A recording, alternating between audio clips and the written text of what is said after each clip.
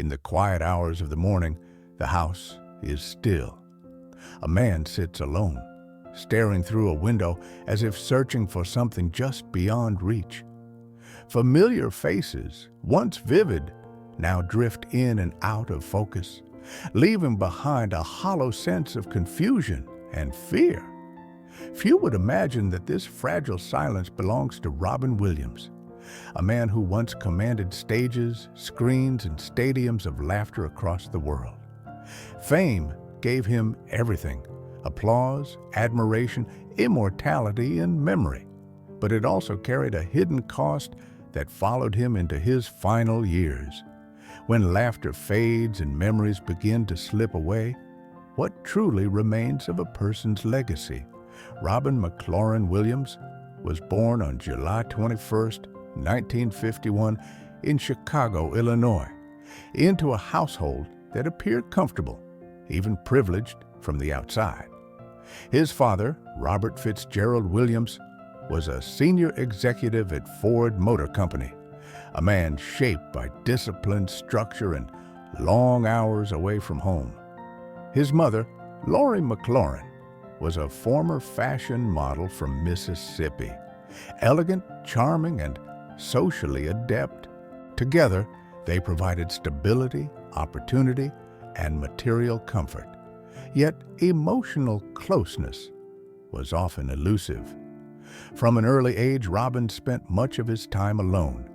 The family moved frequently due to his father's career, eventually settling in a large house in Bloomfield Hills, Michigan.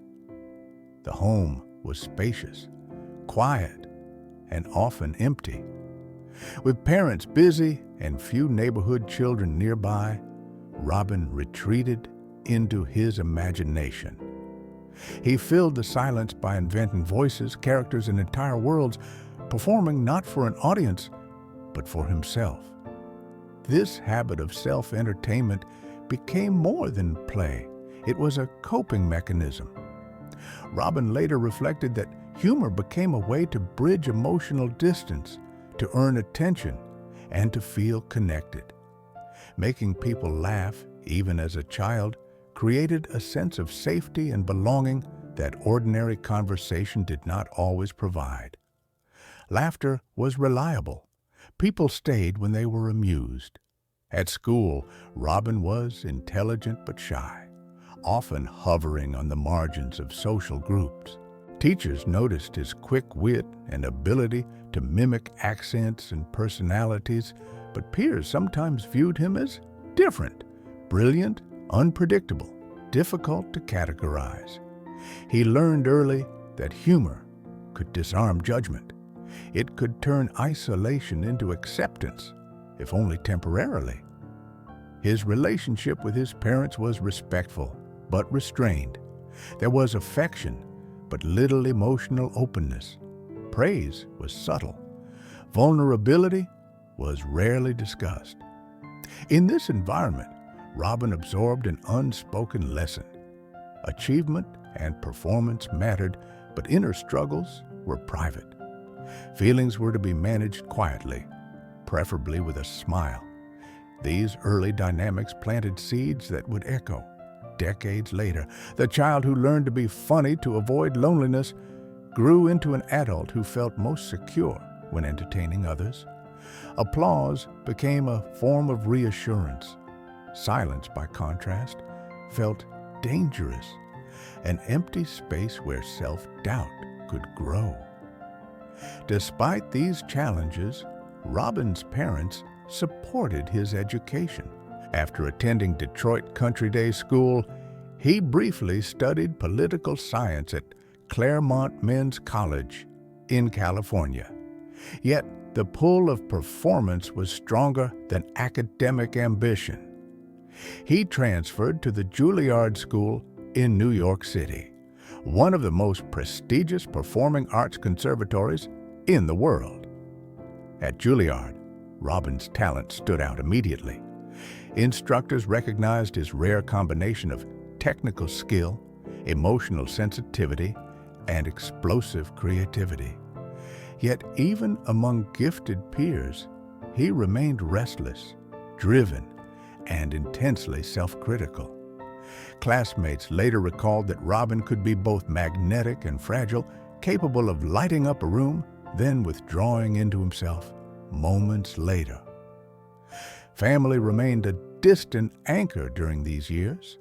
While his parents were proud of his progress, they were not deeply immersed in his inner life. Robin learned to navigate adulthood much as he had navigated childhood, independently, imaginatively, and with humor as his shield. Looking back, the outlines of his later struggles were already faintly visible. A boy who feared silence grew into a man who filled every quiet moment with motion and sound. A child who entertained himself to survive loneliness became an adult who carried the weight of other people's expectations. And beneath the brilliance, a question lingered, one that would follow him throughout his life.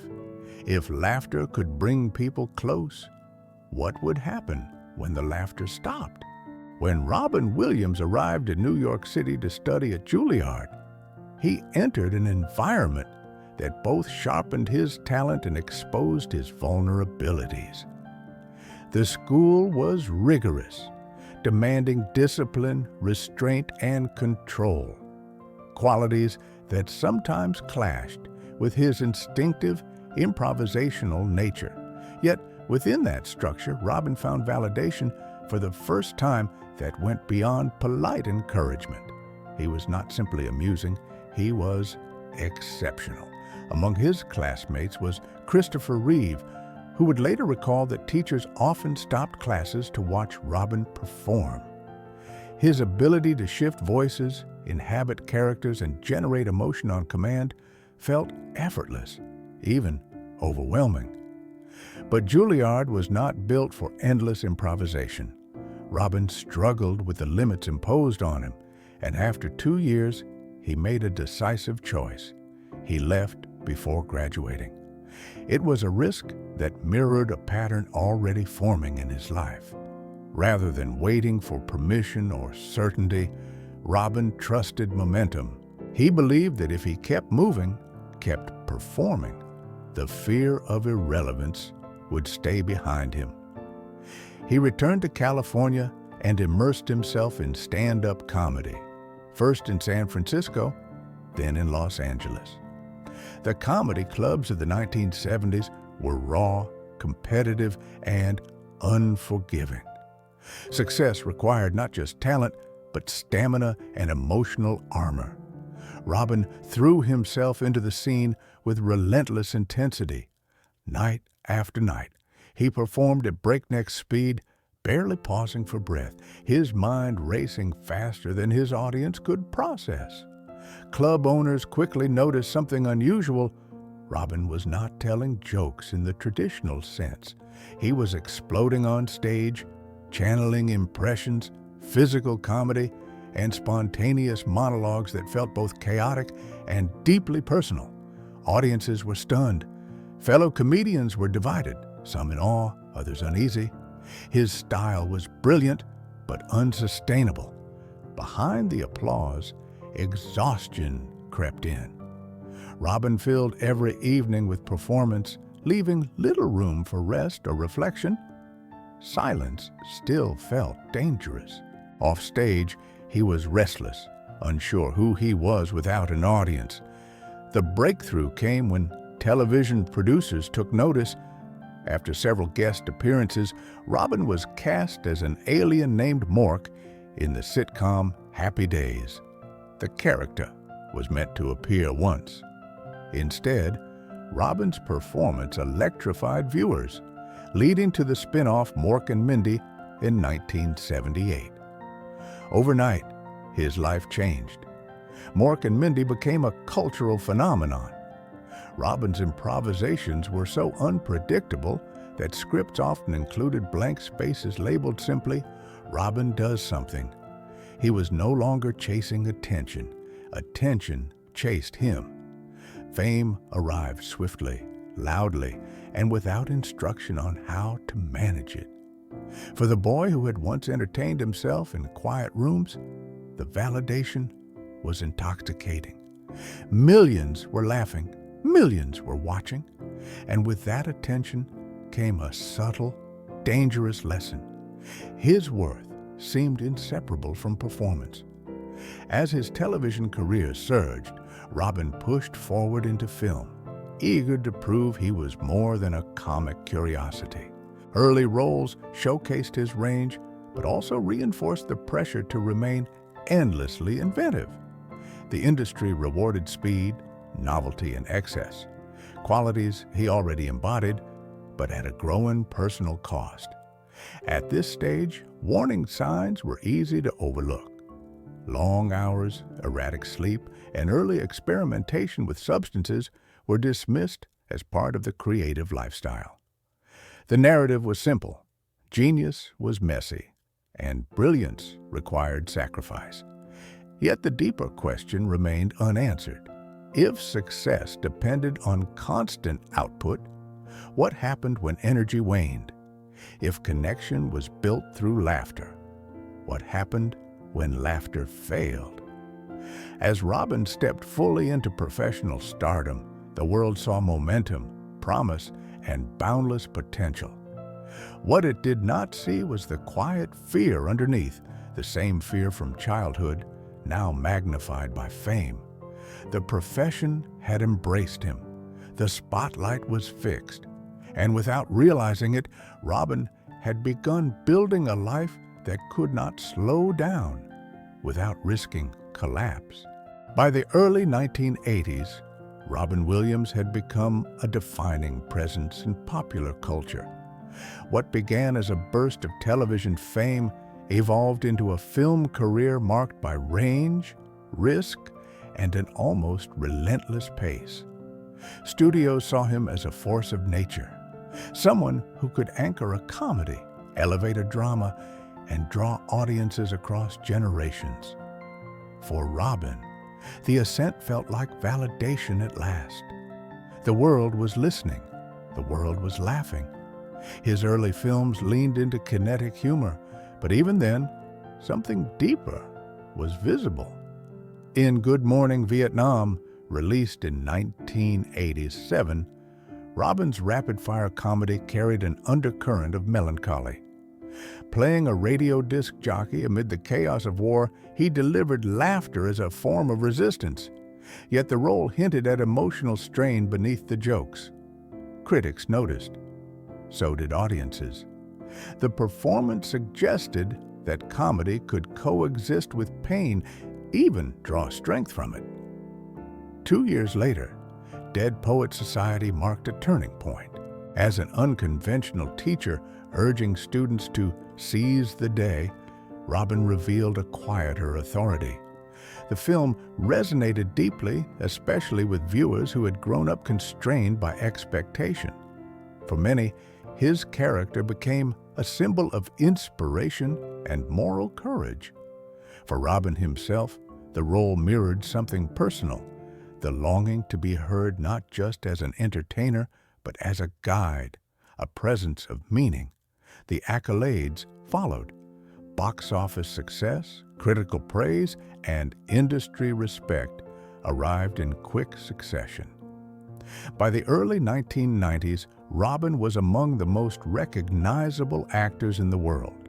His voice became inseparable from childhood memories through animated roles, while his live-action performances continued to oscillate between joy and gravity.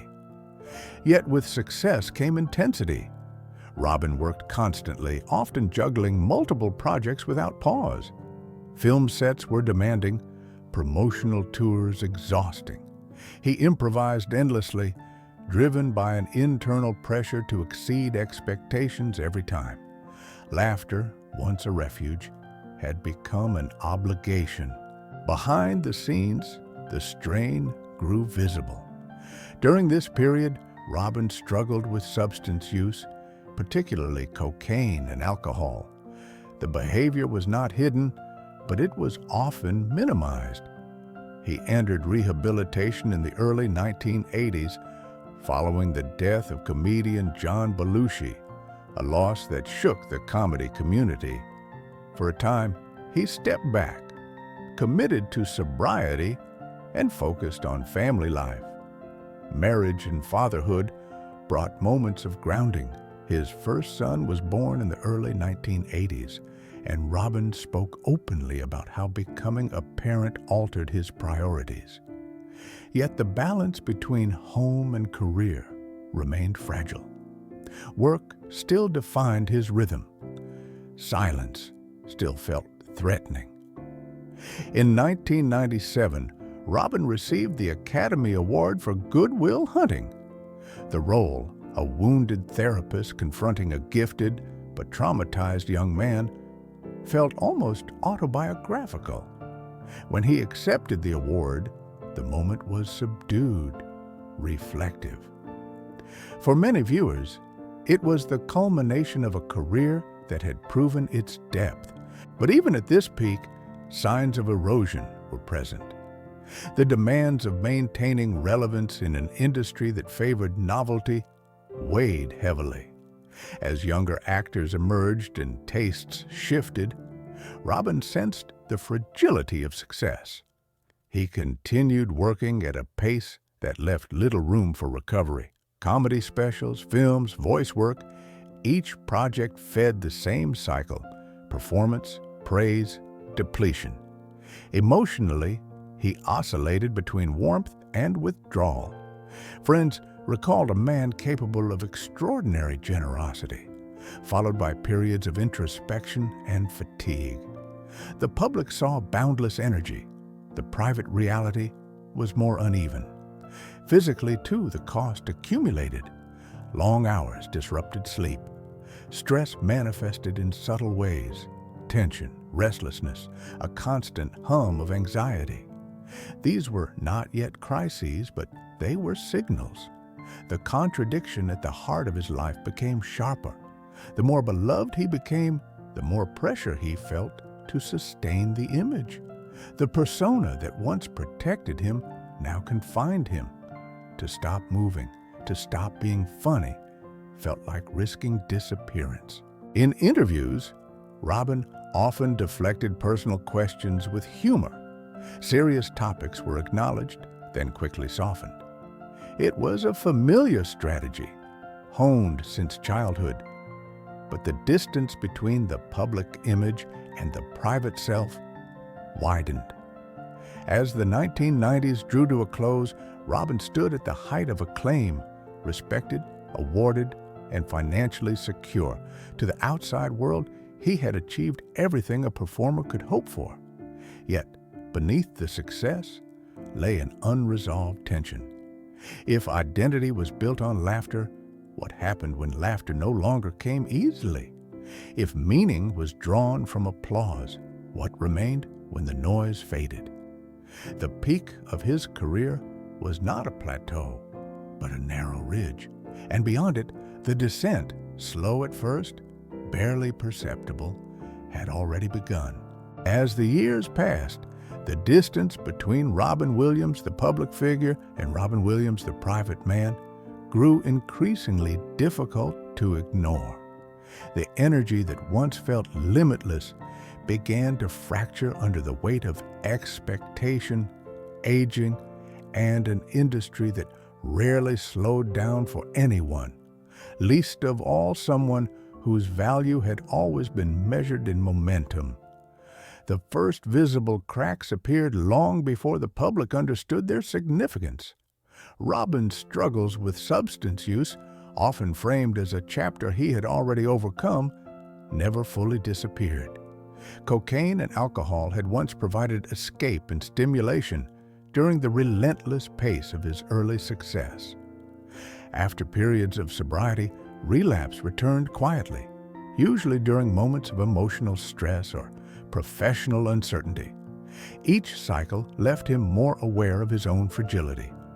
Family life, which had briefly offered stability, became increasingly complex.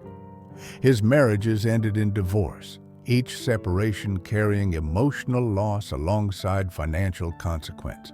The legal settlements were substantial, forcing him to take on projects not always driven by artistic desire, but by obligation. He later acknowledged that the cost of divorce was not merely monetary. It was psychological, reinforcing a sense of personal failure that he rarely discussed openly.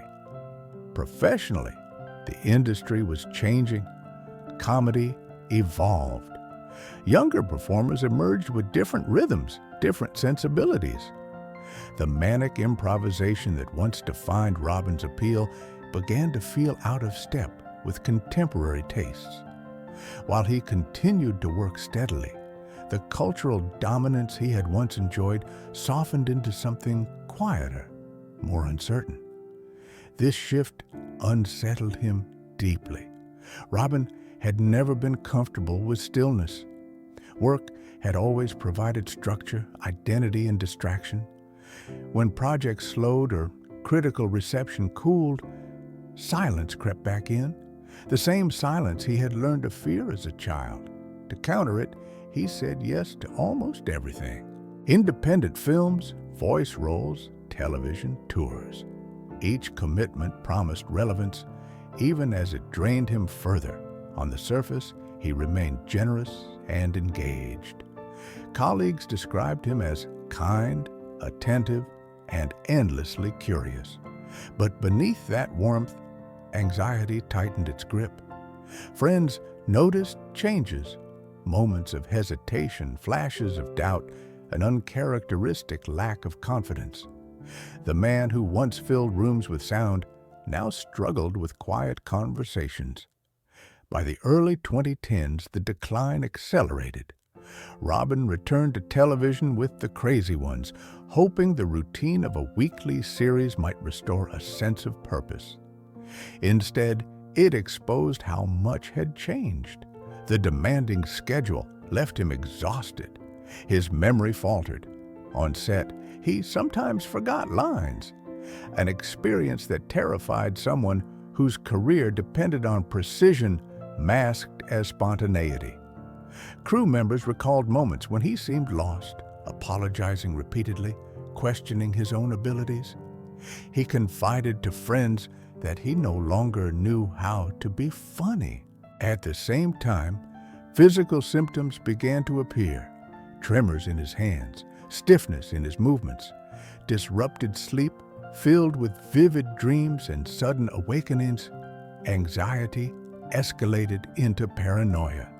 He worried about his health, his finances, his future. Medical appointments multiplied, but clarity did not arrive. In May of 2014, Robin received a diagnosis: Parkinson's disease. The news devastated him. Parkinson's carried not only physical implications, but symbolic ones. For someone whose body and voice were instruments of expression, the idea of gradual motor decline was terrifying. He feared becoming trapped inside himself, aware, but unable to perform, unable to connect. What no one yet understood was that the diagnosis was incomplete. In reality, Robin was suffering from Lewy body dementia, a progressive neurological disorder that affects cognition, movement, sleep, and emotional regulation. The disease is notoriously difficult to diagnose, often mistaken for Parkinson's or Alzheimer's. Its symptoms include hallucinations, confusion, severe anxiety, and profound changes in personality. For Robin, these symptoms arrived as a relentless assault on his sense of self. He experienced moments when reality felt unstable. Faces blurred, thoughts fragmented. Sleep offered no relief. Instead, it became a battlefield of nightmares and physical agitation. He began sleeping separately from his wife, not out of emotional distance, but because his body could no longer rest peacefully. The loss of control frightened him more than pain ever had. As his condition worsened, isolation deepened. Friends reached out, but Robin often lacked the energy to respond. Conversations exhausted him. Public appearances became rare. He withdrew not because he no longer cared, but because the effort to appear normal had become overwhelming. Financial anxiety compounded the fear. Despite decades of success, ongoing obligations and reduced income left him worried about security. The irony was bitter. A man who had generated joy for millions now feared he could not protect his own family. Internally, shame grew. Robin had always measured himself by his ability to give, to entertain, to uplift. Now he felt like a burden. He apologized frequently, even when no apology was needed. Those closest to him sensed a man collapsing inward, convinced he was letting everyone down. The misdiagnosis mattered profoundly. Believing he understood his illness, Robin tried to confront it. But Parkinson's did not explain the hallucinations, the paranoia, the cognitive fog. Each unexplained symptom intensified his fear. He searched for logic in a body that no longer obeyed reason. This confusion became the cruelest aspect of his suffering. In the final months, moments of clarity alternated with despair. He expressed love with sudden intensity, as if aware that time was slipping. He spoke of fear, of losing his mind, of becoming institutionalized, of disappearing entirely. To the outside world, his struggles were invisible.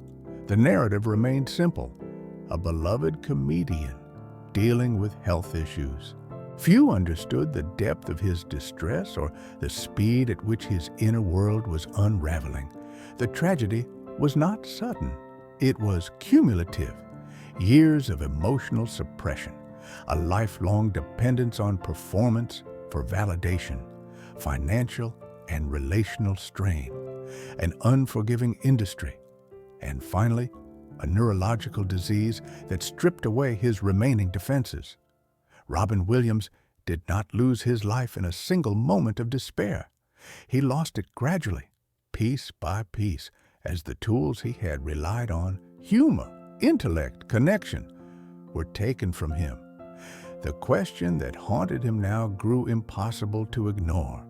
When laughter could no longer protect him and memory itself began to betray him, what was left? And if he could no longer recognize the man he had been, how could the world be expected to?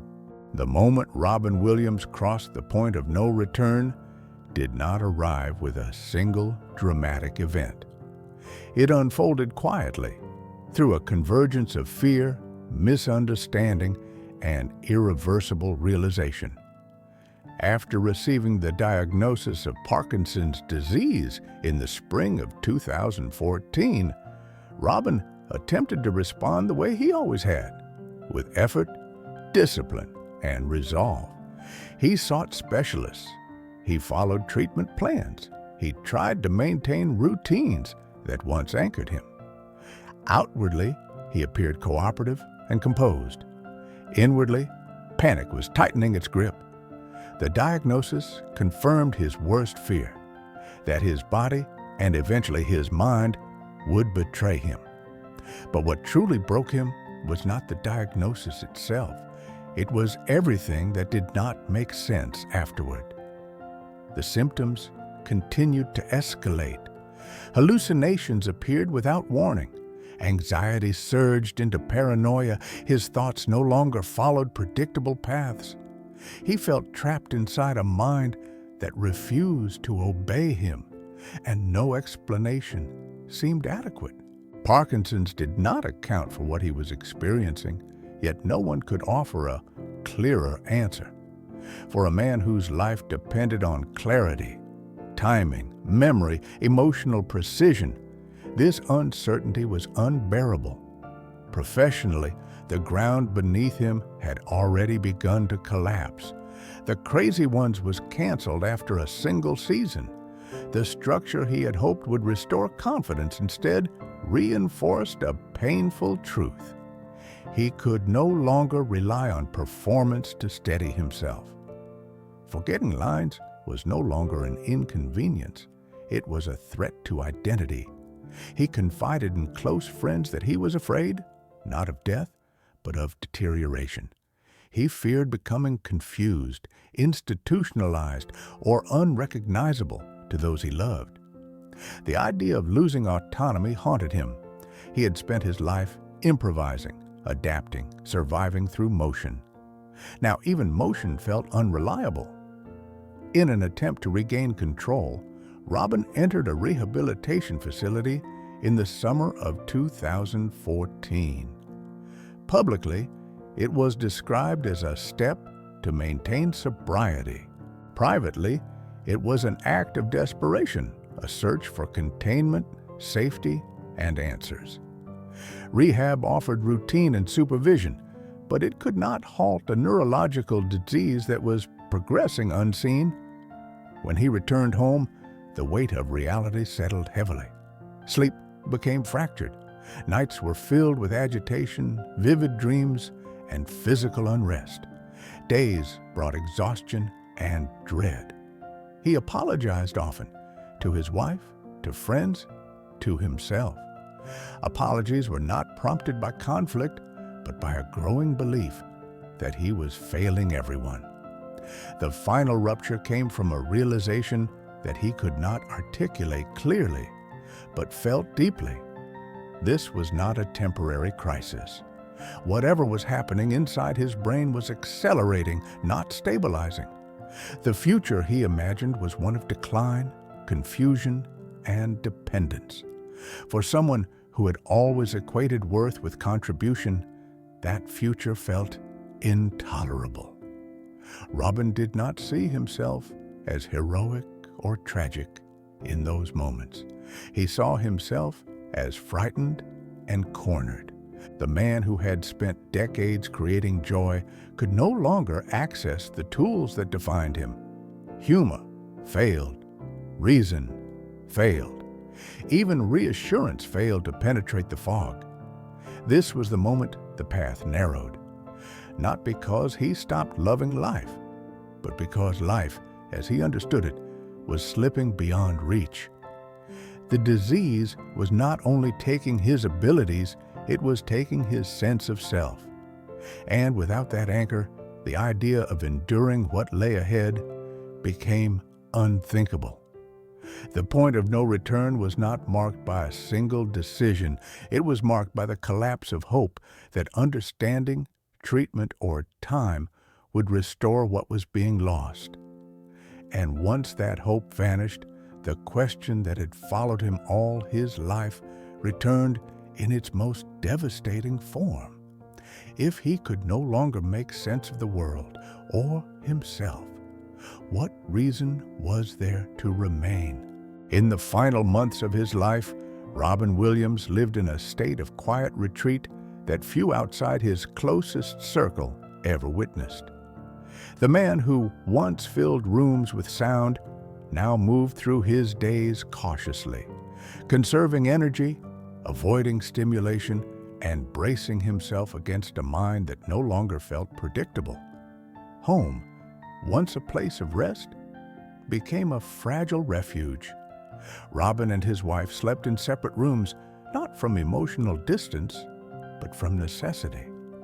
His nights were disrupted by violent dreams and sudden movements, his body acting out scenes his waking mind could not control.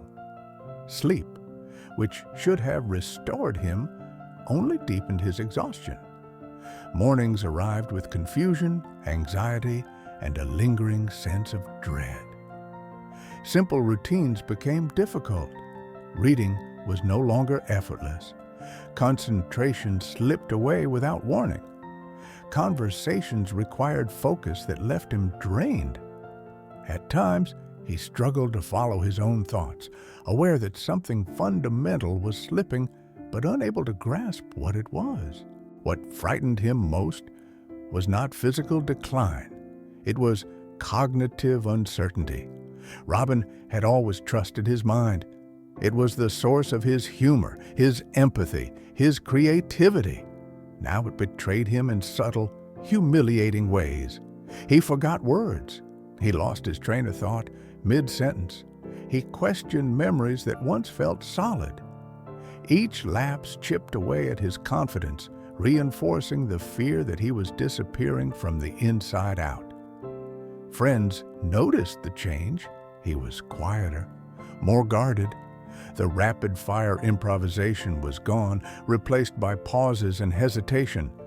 When he laughed, it felt intentional rather than spontaneous, as if he were reminding himself of who he used to be.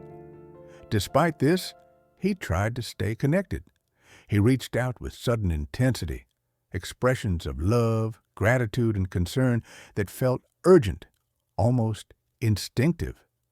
Those closest to him later recognized these moments as signs of someone aware, at least subconsciously, that time was limited.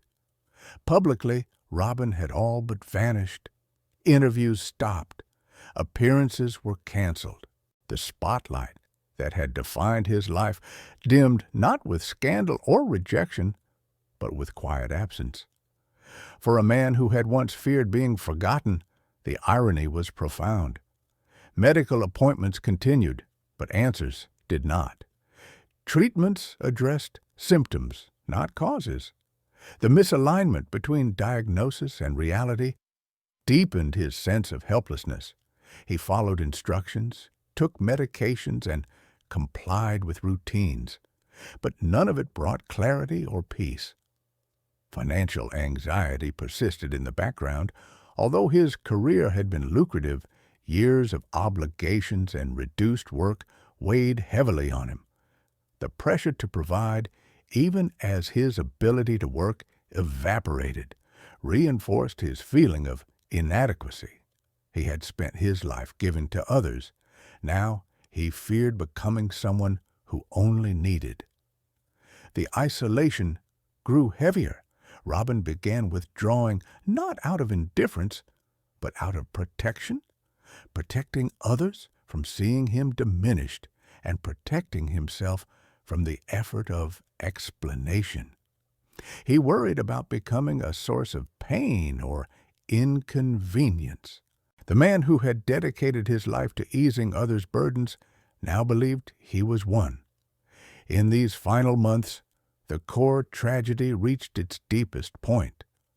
Robin was still alive, still loved, still surrounded by people who cared, but he could no longer access the parts of himself that made connection feel safe. Humor no longer shielded him. Performance no longer restored him. Memory no longer anchored him. What remained was fear. Fear of institutionalization. Fear of permanent confusion. Fear of being trapped inside a body and mind that would continue to deteriorate without reprieve. The future he imagined was not dramatic. It was prolonged, dependent, and disorienting. For someone whose identity had always been rooted in agency, creativity, and contribution, that vision was unbearable. The final act of his life was not driven by a desire to disappear from the world, but by an overwhelming urge to escape a future he could not endure. He did not see himself as giving up. He saw himself as cornered by an illness he could not understand and could not outrun. When the news of his death reached the world, shock and disbelief followed. Tributes poured in, celebrating the laughter he had given, the characters he had embodied, the joy he had sparked. Few initially understood the depth of the neurological battle he had been fighting in silence. Only later did clarity emerge. The diagnosis of Lewy body dementia after his death reframed everything. The fear, the paranoia, the confusion, the collapse of confidence.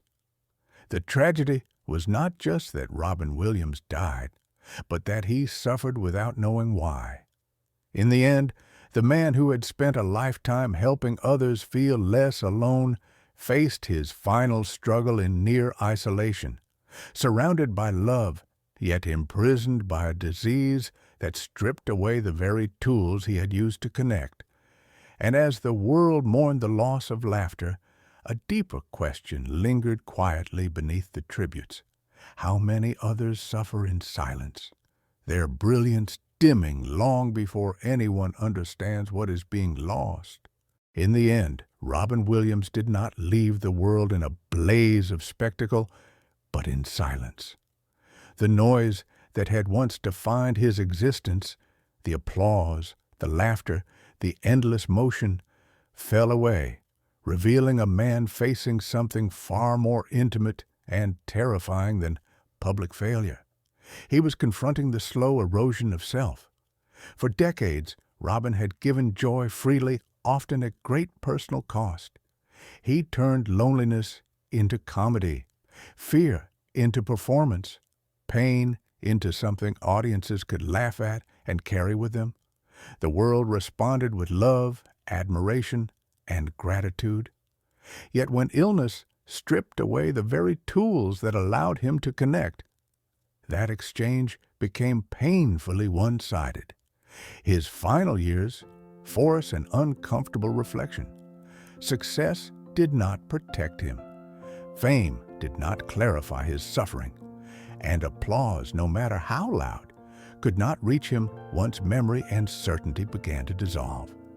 What failed him was not love, but understanding of the illness, of its speed, and of its cruelty. Only after his death did the truth emerge clearly. The confusion, paranoia, and despair were not personal weaknesses, but symptoms of a neurological disease that had gone unrecognized. By then, the cost had already been paid. Robin Williams leaves behind more than performances and quotes. He leaves behind a warning and an invitation. A warning about how easily suffering can hide behind talent, and an invitation to look more closely at those who make the world brighter, asking not what they give, but what they carry. When laughter fades and memories slip away, legacy is no longer measured by awards or box office numbers. It is measured by compassion, by the willingness to understand invisible battles, and by how gently we treat those who can no longer perform for us. In the quiet, after the applause, perhaps the most important lesson is this: before we celebrate brilliance, we must learn how to protect it.